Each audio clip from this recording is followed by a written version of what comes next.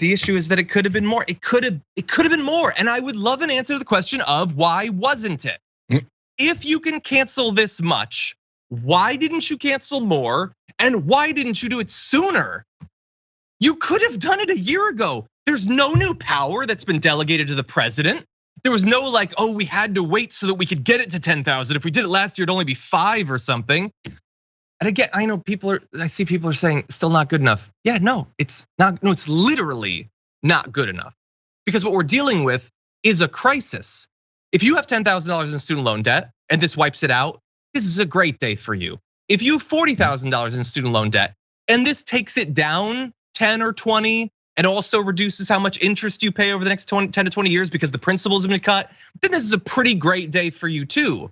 If you have 50 or 60, it doesn't really seem to matter that much. You're still gonna be paying for the next 30 years for the rest of your life. And so this is not just some sort of needless purity test. We can measure the inadequacy in the actual financial impact on millions and millions of people. And we can celebrate the good that it does at the same time. Why do we have to choose one of those two things? Because it feels good, because it seems pure? It's not realistic.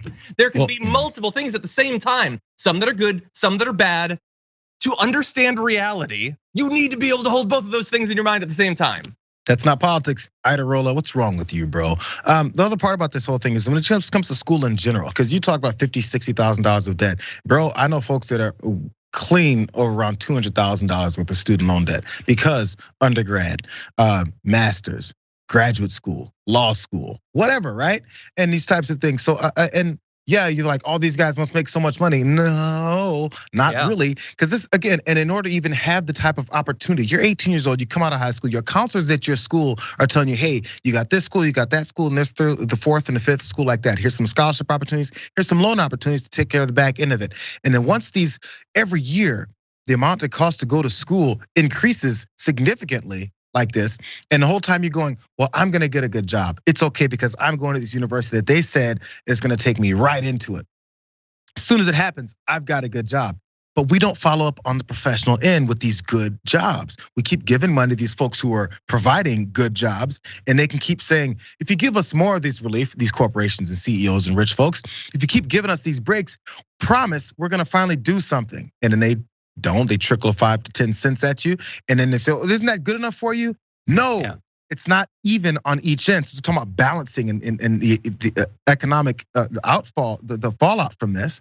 Yeah, if people are building up all this debt in order to get good enough jobs to then pay it off and then maybe have a roof over their head, and the back end doesn't fulfill that part of the promise, they're left in the middle and now they're the bad guys. This is the situation we're finding ourselves in when we say these lazy people didn't get themselves in the right situation. Don't take out loans, or don't go to school and then be called a loser and someone who's not allowed to get into the workforce to a significant level that they can better their lives. Get out of here with that. We know how the system works. They didn't take out a loan on a Ferrari. Like the debt never should have been there. It shouldn't have cost what it did. The students didn't make it cost that much. And the students were told by literally everyone placed in a position of authority over them in their entire lives, you better go to college, you better get a degree, you better be responsible.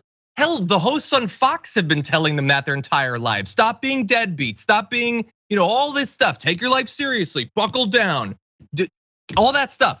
Right up until they have the debt, and then screw you. Honestly, why'd you do it? You shouldn't have gotten it. It was a waste of money. You never should have gotten it anyway. It shouldn't have been there in the first place.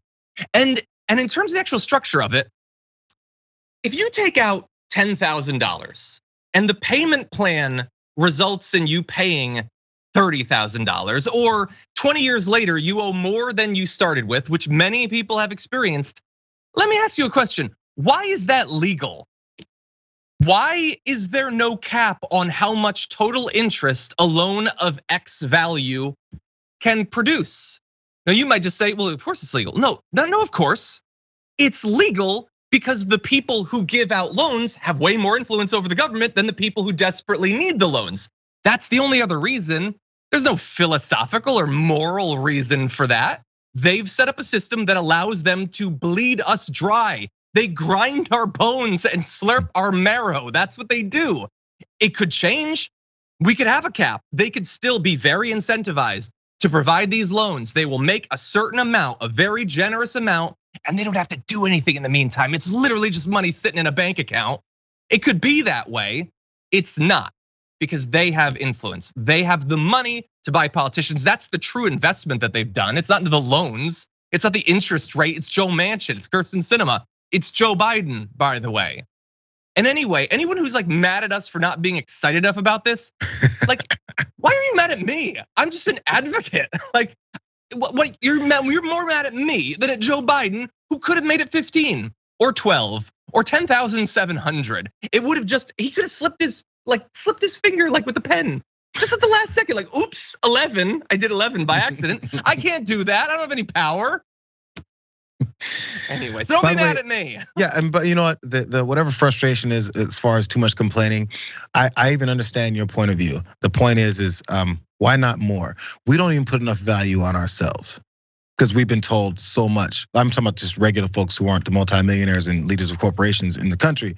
We don't put enough value on ourselves because we've been told so many times, you don't deserve it until you're half dead. Yeah. Or you've done some corruption or joined the same party of folks that do this type of stuff. Yeah.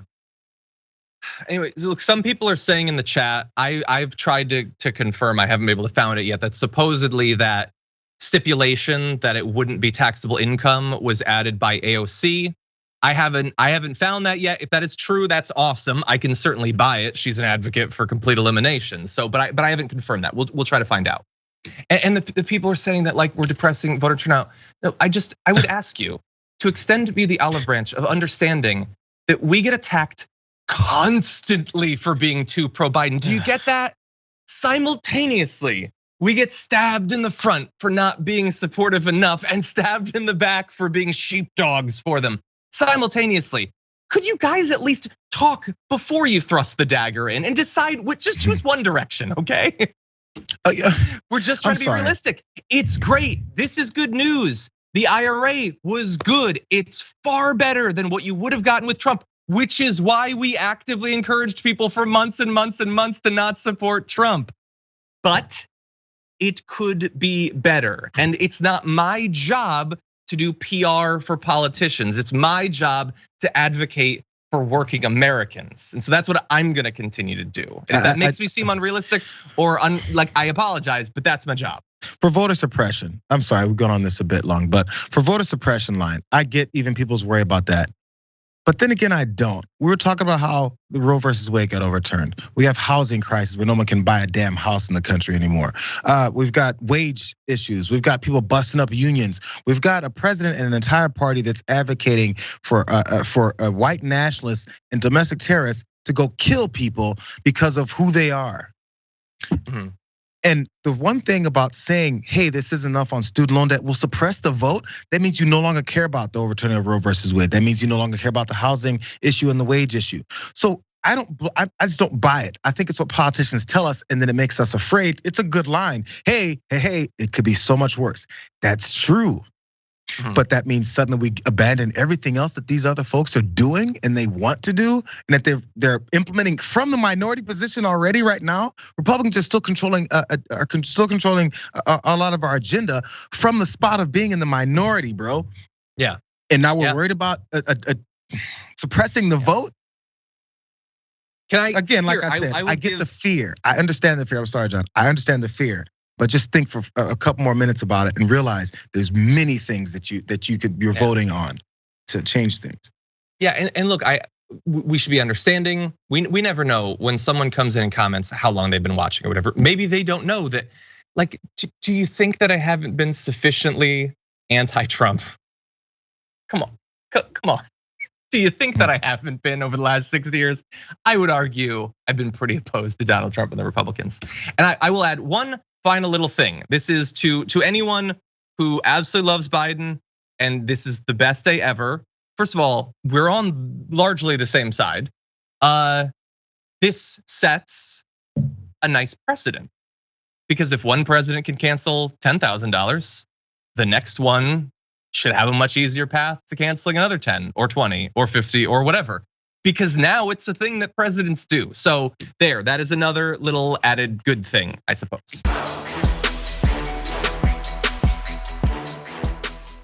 For more political news breakdowns, interviews, stories of activism, and me trying my hardest to care about the occasional big celebrity news story, subscribe to our YouTube channel at youtube.com/The Damage Report. And you can ring the bell wherever it is so you don't miss anything.